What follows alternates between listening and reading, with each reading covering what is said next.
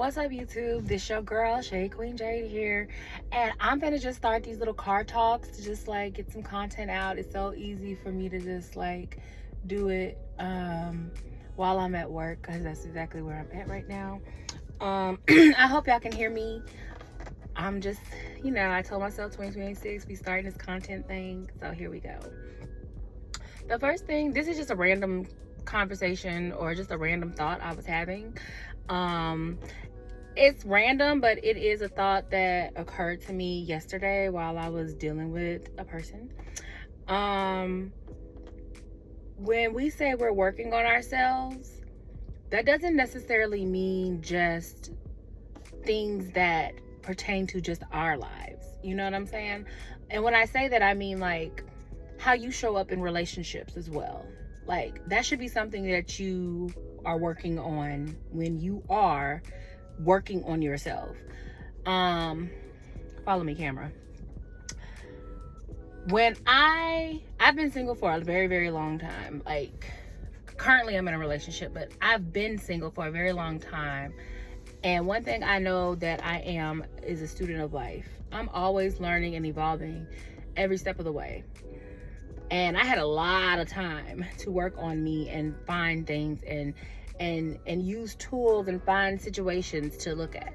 Because I know when we work, we say, okay, we're breaking up and I'm going to just do me and I'm going to have a glow up. And usually people's glow up is like, getting fit, learning how to do something like maybe journaling and, mostly it's outer. Mostly it's like, physical. You're getting physically in your life together.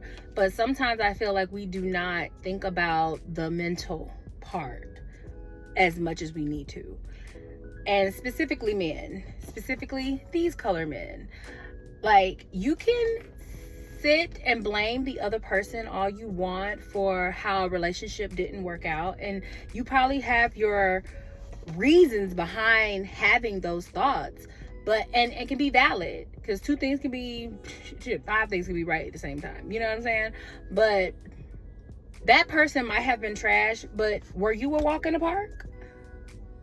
Were you communicating all the way through?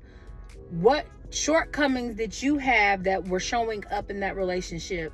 And are you going to fix those? This is male or female,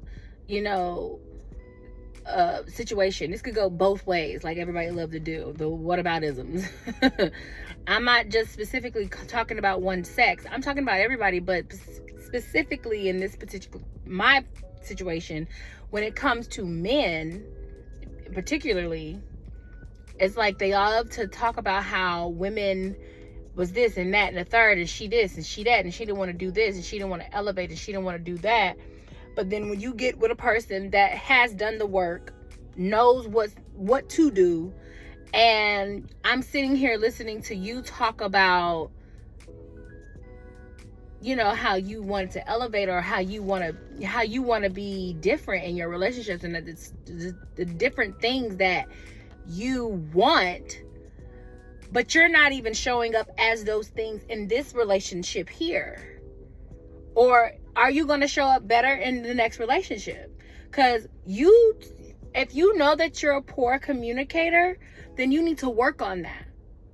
You can't show up in a new relationship knowing you're a poor communicator and do nothing about it, but then want this person that you're dating to show up in all facets of right for you. It doesn't work that way. When you say you're working on yourself, you need to step outside and say, hey, I probably could have showed up better in this relationship.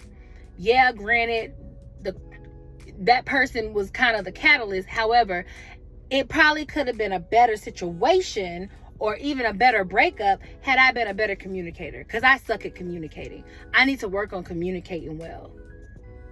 When it came to me, I'll use me as an example. I am great at communicating. That's not the problem. Mine is I over communicate. I communicate too damn much sometimes, to a point where I had to pull back and say, you know what? Now you sound like you're explaining yourself. You don't need to do that. Stop explaining yourself. And stop trying to prove. You know how that everybody talk about pick-me-shas and stuff like that? A lot of women, we realized we were being that. Because we're trying to, it's like, well, if I show up like this, they can't not want to be with me or stuff like that. Like, they gotta see I'm the best because I show up in this way. They will never treat me like this because I show up in this way. And a lot of people are takers. Most men are takers. So you're not gonna get a lot of reciprocity from a man who's not aware of himself. You're just not. You're not gonna get it. I had to learn that the hard way. But that's me doing the work. Showing up. And instead of wanting them to be what you think they can be, you need to look at them with face value. What they showing you now is what's going to happen probably in the next year or two. Unless they do some real self-preservation or work on themselves and self-awareness, have it, emotional intelligence. You know, a lot of men don't have it. A lot of women don't have it. A lot of women don't have it too. But that's another topic.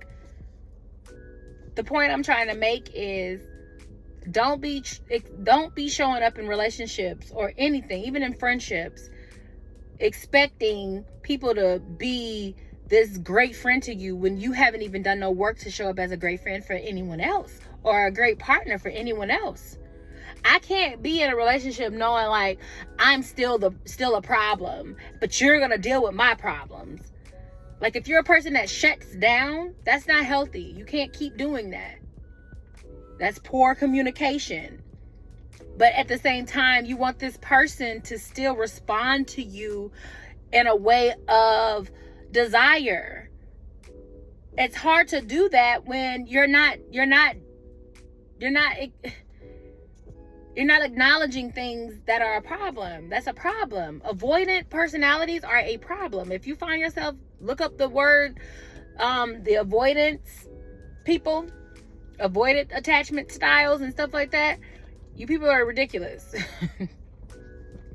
One thing I can't stand, I had to let go of a friendship like that. I noticed that she was very male-centered. And if, in my opinion, if it really didn't have a penis attached to it, she wasn't attached to it. And one thing I heard was if you're a friend to everybody, you're a friend to no one. And I had to learn that with this particular woman.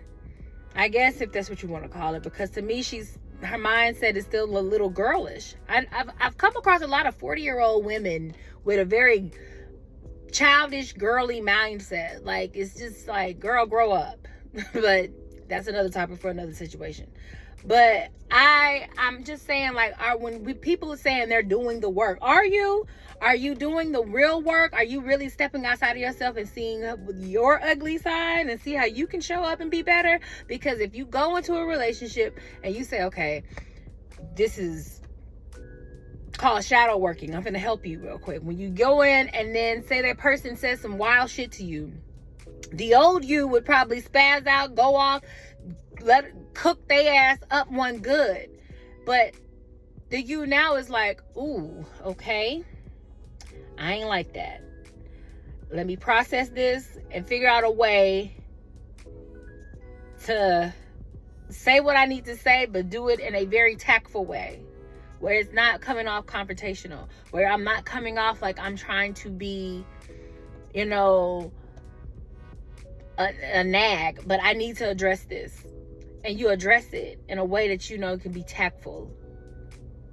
You're not emasculating somebody, because men always talking about women are emasculating them. And women, we can cut some people up with some words, but we need to be tactful. I think everybody should learn tact. How can I say this and we still can have a conducive relationship without it becoming tension, a very intense tension environment now?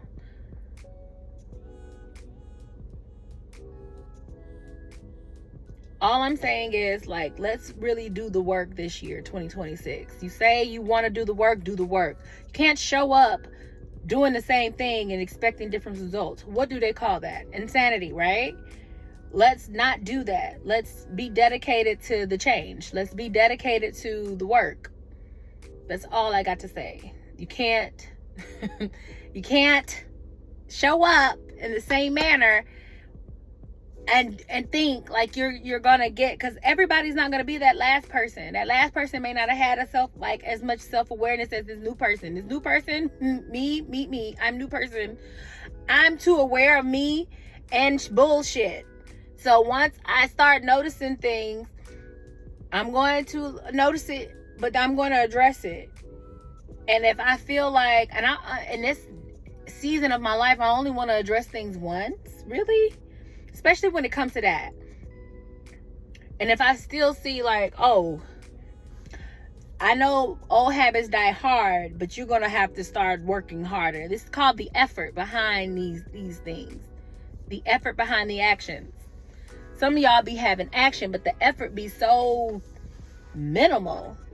I did that though, right? It's like a little kid. You tell them to clean their room and you fuss at them about it, and they do it maybe that night and the next night, and then after that, the room is back to what it is. We are adults. Let's act like adults. Let's do this. Everybody claim they grown, but when it's time for you to take accountability and to show up like one, you make excuses like a little kid. Grow up. So do the real work and do it where you're going to get real results in your friendships, in your relationships, in your job, whatever. You got to do the real work. It's not about getting cute and buff. And if you're really meditating, if you're really taking those type of practices real and serious, it'll show. And not just for you, but for other people as well. They'll see it too in a different perspective. And don't think because your mama and daddy see it, your mama and daddy not dating you. Your brothers and sisters not dating you. They might see, oh, he calm, she calm now. They don't be fighting, they don't be cussing and fussing and da. But how do you show up in relationships? Because that's important. You can't show up in relationships doing the same shit, but then be sitting here talking about some, I don't argue. Some of y'all use that as an excuse to not confront things. That's called shutting down. Some of y'all, you don't have to argue with anybody, but you don't need to, but not addressing it isn't helping either. It's avoidant. And you want to hide behind, it's not arguing, but it's not fixing it either. What you're doing isn't fixing it either. Being quiet and shutting down because you don't want to take accountability, because you're too prideful to say, you know what, my bad, I could have read the room a little different. In the next video, I'm going to talk about feeling like you're in competition with your spouse, or your spouse is in competition with you, because some of you men don't even realize subconsciously you're out here being weird. But anyway, I got to eat my food, and that's my lunch break chit chat with y'all. But consider what I said, and y'all have a good day. Click, share, and subscribe. Ain't that how it go? Come on over here. It's fun over here. It's gonna be popping. It's gonna be real. This is just cute little quick short content, and I hope y'all enjoy it. All right, y'all, see you later.